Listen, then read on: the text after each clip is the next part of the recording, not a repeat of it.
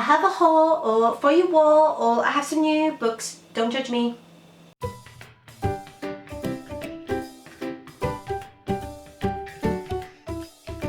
Hi everyone, I am back today with another thriller and horror haul. It's just the best genre, isn't it? It really is the best genre. So I am here with 1, 2, 3, 4, 5, 6, 7 books to share with you all. And I'm going to go in no particular order. I'm just going to pick them up the way that they are on my lap.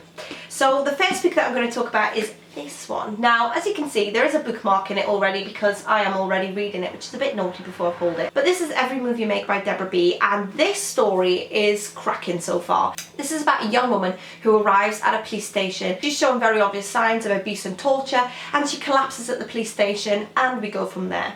This book is split into 3 narratives. We follow the lead detective, we follow the woman who turns up at the police station, and we also follow in the story of Sally, who is a historic survivor of domestic abuse, and her ex is just coming to the end of a 20-year sentence and is coming out into the world.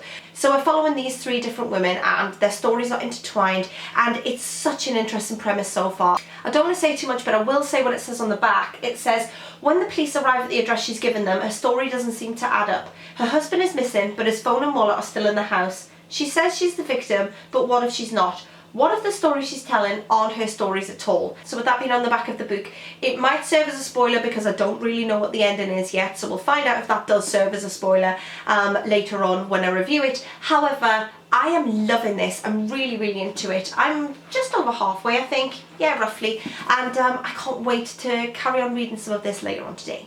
Ooh, and I should say that one was sent to me for review. The next book that I've got is this one. This is The Last Widow by Karen Slaughter. Can I just say how annoying it is? Tesco, this is for you Tesco. Please people, stop sticking stickers on books, because when I pull this off, which I'm not gonna because I know what will happen, it'll leave a big sticky bit of residue on the cover, but I don't want that on the front of my book because now I can't use this in my Bookstagram photos because it's not pretty. Please stop putting stickers on books. Anyway, now that I've got my little rant out of the way, this is about a serial killer, I think. It says she might be his first victim, but she won't be the last. I don't know if it's about a serial killer or a serial abductor, but it says 3. A woman is abducted in front of a child. 2. A month later, a second is taken in explosive circumstances. And 1. But the web is bigger and darker than anyone could imagine. The clock is ticking to uncover the truth. I can't wait to read this. I've heard praise of Karen Slaughter. A lot of people seem to really like her books, but I haven't read any of them. None at all. So this will be my first Karen Slaughter book, and I am looking forward to reading it and seeing what all the fuss is about.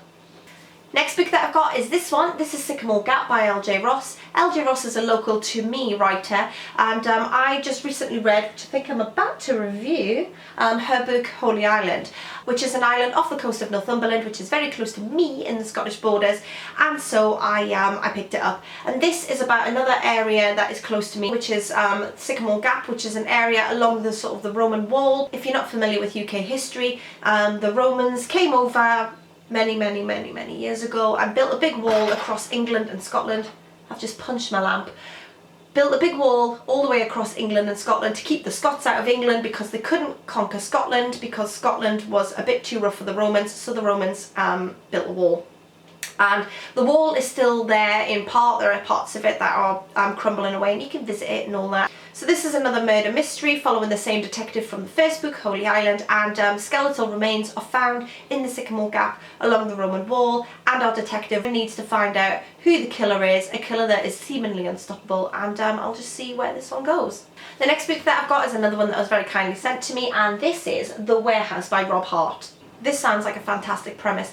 It's set in a world where disease and famine have ravaged the planet, but there is one company that remains supreme, and it's called Cloud. And basically, Cloud can deliver anything to you, to your door, before you even know you need it, really. Cloud have a live-work facility where you live there, so you never have to leave. The employees don't have to go anywhere at all. They can live there and work there. And so for newly hired Paxton, this is both his only chance for survival, but also his chance for revenge. And there he meets Zinna, who seems to have similar motives of her own. But of course this wouldn't be a thriller and horror haul if it didn't have some sort of element of darkness, and so it says, something dark lurks at the core of Cloud, and Paxton senses that Zinna is hiding something too. Something that feels dangerous and makes him wonder whose side she's really on. Cloud says it wants to make the world a better place. Just how far will it go to protect itself? This sounds fantastic. I can't wait to read it. I will be reading it very, very soon. So expect a review. The next book that I've got is this one, Happily Ever After by C.C. MacDonald. This is about Naomi, who has an apparently picture-perfect lifestyle, but behind the scenes, her and her husband are struggling really hard to conceive a child. And because of this, their marriage is teetering on the brink. However, Naomi and her husband already have an older child, and it's the second child that they're struggling to conceive with. But at her daughter's nursery, Naomi meets Sean, who is everything that her husband isn't, and she clicks with him instantly. And then, when Naomi joins a toddler swimming group, she makes a terrible mistake. Then, weeks later, Sean disappears completely, and it soon becomes apparent to Naomi that someone knows her secret. Someone that wants to make sure that she never forgets the mistake that she made that terrible day. This sounds like something I would love. As you'll probably know by now, I do love a good domestic thriller. This sounds perfect, and I'm really hoping that I will get on with it. And I really like the cover as well. It's got that sort of 80s vibe to it, hasn't it, with the colouring. I don't know if that's just me, but I love that style for the front of a thriller. So I can't wait to read this one. The next book that I've got is this one. This is The Year of the Witching by Alexis Henderson. And I picked this up because I love anything to do with witches. It says it's about 4 witches, 4 plagues and 4 warnings, which sounds like, I mean, everything that I love. And the first has come upon them, so I'm guessing it's the first plague or the first warning that has come upon them, and it is the Year of the Witching. This is about Emmanuelle, who follows all of the rules. She's a good girl. She follows the church's teachings. She lives in a very religious town, and there is a darkness that surrounds the town that she's in, which is the town of Bethel. And the woods surrounding Bethel contain sort of dark spirits, spirits of witches, and all that sort of goodness that we like in a good horror. And a chance encounter has lured Emmanuelle into this dark wood, where the spirits of the wood bestow upon her a really mysterious gift, which is the diary of her dead mother. And through this diary, Emmanuelle starts to understand why her mother sought the help of witches in the woods. It says that, and she's sort of equally fascinated as well as fearful of what she finds in the diary, and realises that the town's darkness is the real problem that is plaguing Bethel.